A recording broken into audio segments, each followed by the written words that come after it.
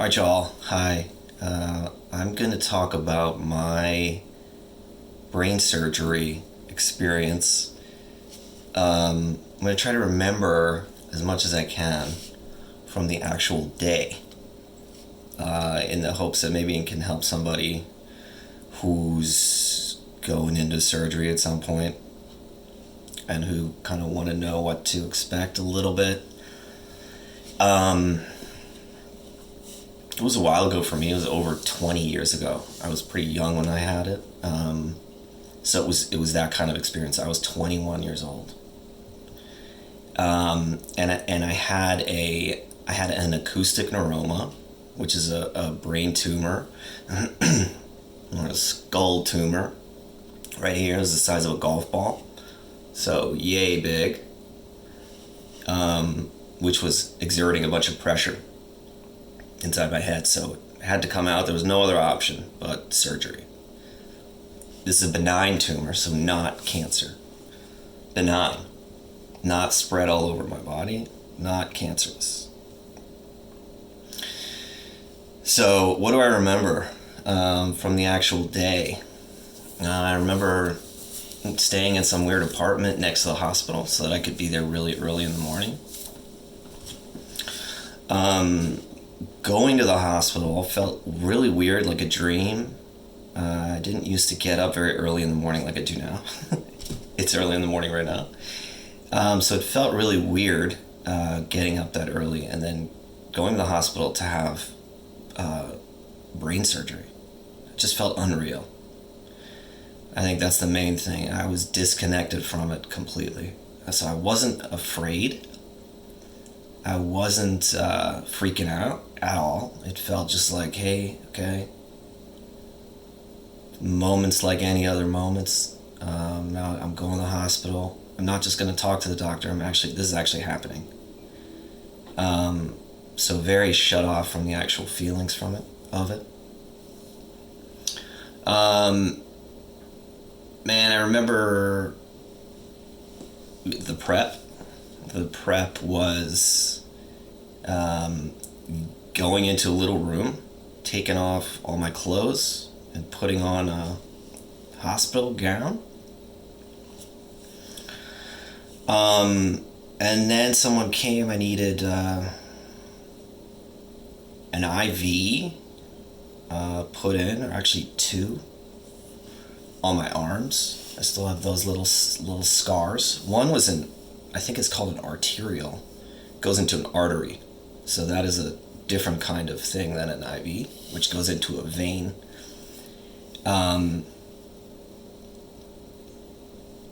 That's what I was told later. I had no idea that that's what it was.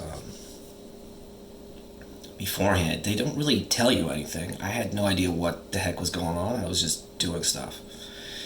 So I remember them shaving my arm hair to put in the tubes. And I was sitting there, and I remember, my parents were not there. My main guardian, my one parent, wasn't there anymore. It was just me. I was 21. So I was a full adult, even though I didn't feel like one. And I remember the moment where they came with some paperwork. When I was alone in a little room. Paperwork, which included all the risks. It's legal paperwork that I had to sign. Included all the risks of surgery.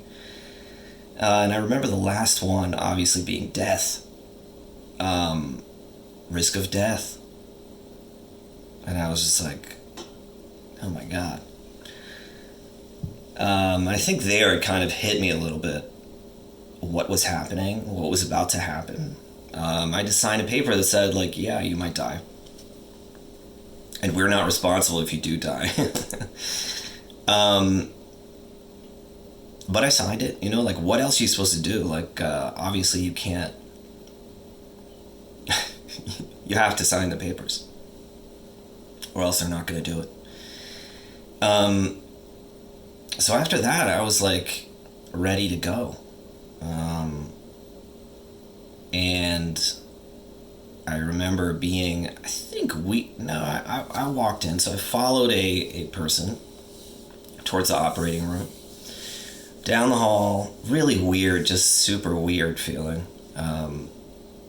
Very surreal. Walked into an operating room.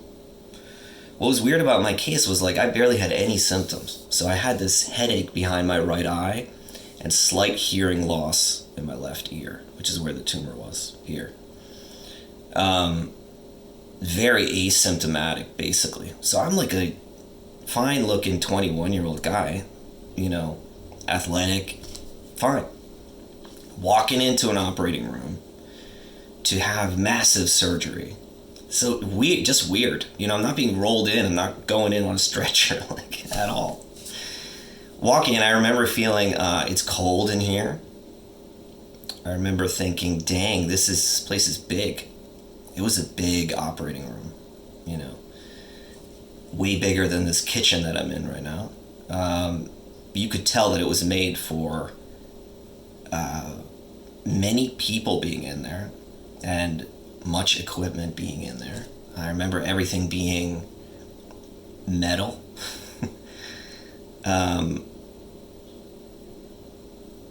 Crazy room. And in the middle of it, a metal thing to lie on. You can't call it a bed. Thing to lie on. Cold. Everything's so cold and not comfortable, obviously. Hard. Because it needs to be clean. You can't have sofa style operating tables. In any case, I lie down.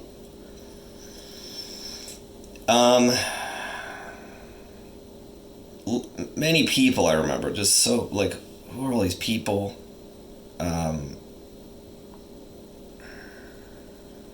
Lie down on there, and then I think they asked me if I'm ready or something. And then, you're gonna go to sleep now. And they put a mask over my face. Just did a little breathing thing. And I remember seeing everything in blue, just blue, for a couple seconds. And then, shwoop, out of here. Crazy to think about. Because that was the moment, when I woke up, I was essentially a different person. The same brain, the same personality, the same everything, but physically, and man, the things that I had to go through after that, completely different human being. Now, more than half my life has passed since that point. I'm over 42 years old. And I'm affected by this experience. I am deaf in this ear. When I fell asleep there and went unconscious, I could hear perfectly fine in my left ear. I still can't move half my face like I can move the other half. When I went in there, I could move my face completely fine. It was like that. Those were the two main things that happened. But there was it was very difficult when I woke up. And recovery was long. In some ways still going on, believe it or not. With neck issues. Issues around here from surgery. But yeah, that's the story of going in there.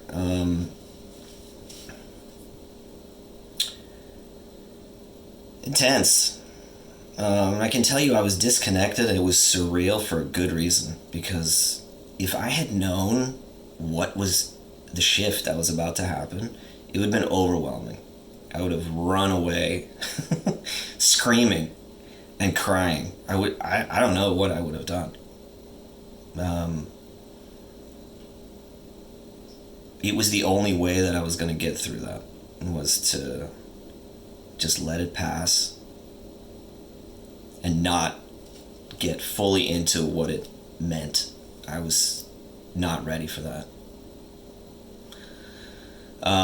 Because, even though the surgery was a success, by the neurosurgeon's standards, they removed the tumor. The surgery was 8 hours long, I think. They removed the tumor. And they removed all of it, which is crazy that they could even do that. This tumor grows around, it grows from the nerve cells. It's also called vestibular schwannoma, is another name for acoustic neuroma. It grows from the nerve, like, sheath. So it is like in this nerve, stretching nerves, pushing out everything. And they gotta, like, get in there and get all the tumor out while not damaging the nerves. That's like the goal, basically. And they did that. My acoustic nerve stopped working at some point, even though it wasn't severed, and that just doesn't come back. And my facial nerve was wrapped around the tumor and stretched so that when it was taken out, it got all floppy. And then the nerve sort of didn't work very well anymore, and it still doesn't work well years later. But it didn't work at all when I got up. When I woke up, I didn't get up. But I'll talk about that in the next video, maybe. Post-surgery, immediately post-surgery. I mean, that was intense when I woke up.